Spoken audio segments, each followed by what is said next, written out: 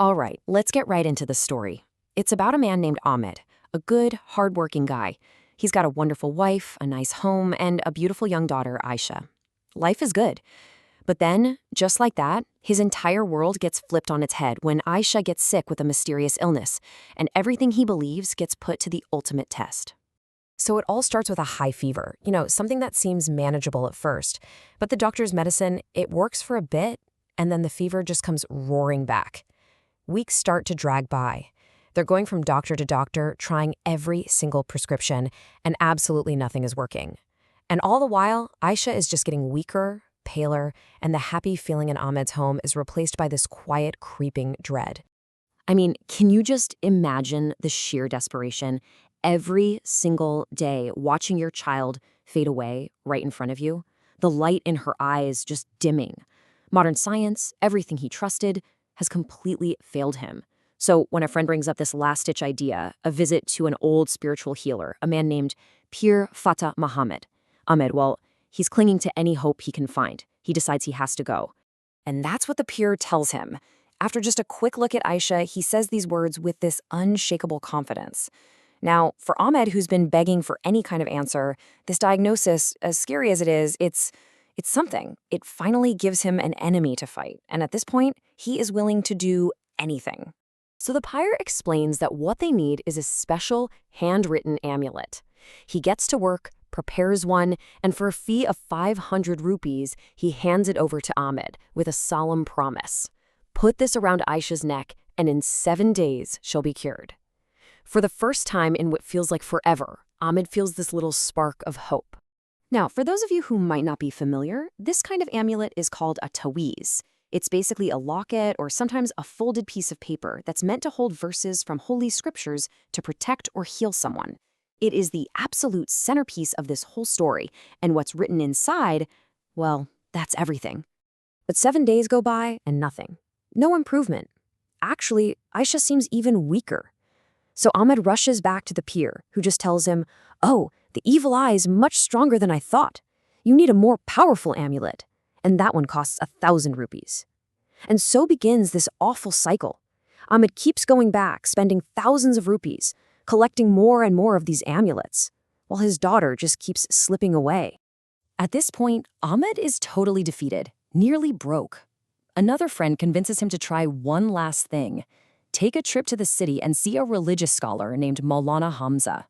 See, this man was known for healing in a different way, through prayer, through scripture.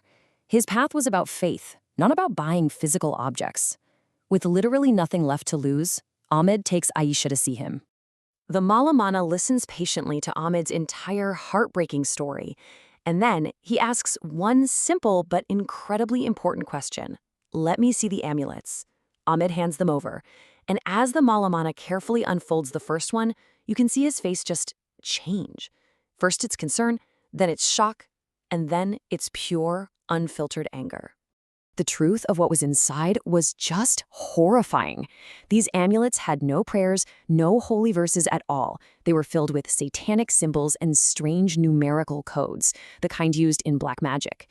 The Maulana explains the gut-wrenching truth. These weren't tools for healing. No, they were spells designed to keep Aisha sick, to make sure her desperate father would keep coming back and keep paying. The Maulana's way of doing things was the polar opposite of the Pir's. There were no secrets, no hidden fees for some magical object. He tells Ahmed, first, take those amulets off her and destroy them, now. Then he simply recites protective chapters from the Quran over Aisha, and he blesses some water for her to drink. The healing, he explained, had to come from pure faith, not from a transaction. And the result? It was immediate, and it was nothing short of a miracle. That very night, for the first time in months, Aisha sleeps peacefully. The next morning, her fever is just gone. Within a few days, she's eating again, she's walking around, and the color is rushing back into her cheeks. She's completely, totally healed, and her parents, they're just overwhelmed with joy. Ahmed is understandably furious. He wants to march straight to the police and expose this Pir for the monster he is. But the Maulana suggests a different plan. He tells Ahmed, go back to the Pir, tell him Aisha is cured, and just watch how he reacts. So Ahmed follows the plan. He goes back and he thanks the peer, pretending the amulet finally worked.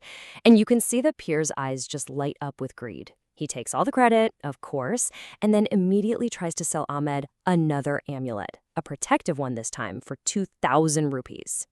But that's when Ahmed drops the bomb. I met Maulana Hamza. I know what you wrote inside those papers. And the peer's face, it just drains of all color. Pure terror. Cornered, terrified, the pyre just breaks down and confesses. But it's not what anyone expected.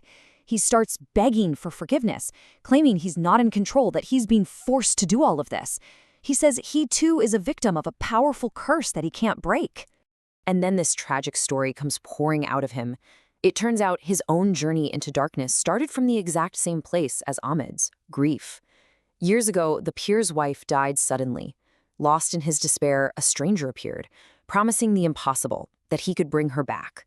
He gave the peer a cursed item to wear, and that item put him under the stranger's complete control. He's been a puppet ever since, forced to practice dark magic for a master he never even saw again. In an incredible act of mercy, Maulana Hamza agrees to help the peer. Together, they burn the cursed amulet that's been controlling him for all these years.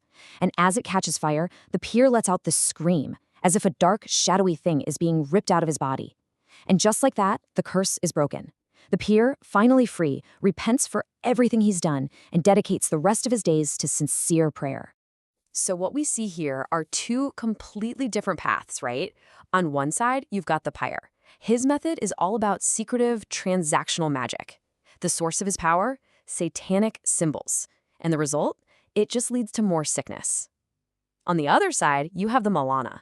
His method is open prayer and scripture, a healing based purely on faith, which leads to a real, complete cure. Ultimately, this whole narrative really serves as a powerful parable, doesn't it? It's about the very real danger of putting our trust in superstitious objects, especially when that desperation can be exploited by people with dark motives. The story draws a very clear line. True help, true protection, it's found in direct faith, not in some magical charm for sale. And that really leaves us all with a pretty heavy question to think about. When we're desperate, when we're scared, it can be so easy to blur the lines between an act of faith and a turn towards superstition. This story is a pretty stark reminder to really think and think critically about where and in what we choose to place our trust.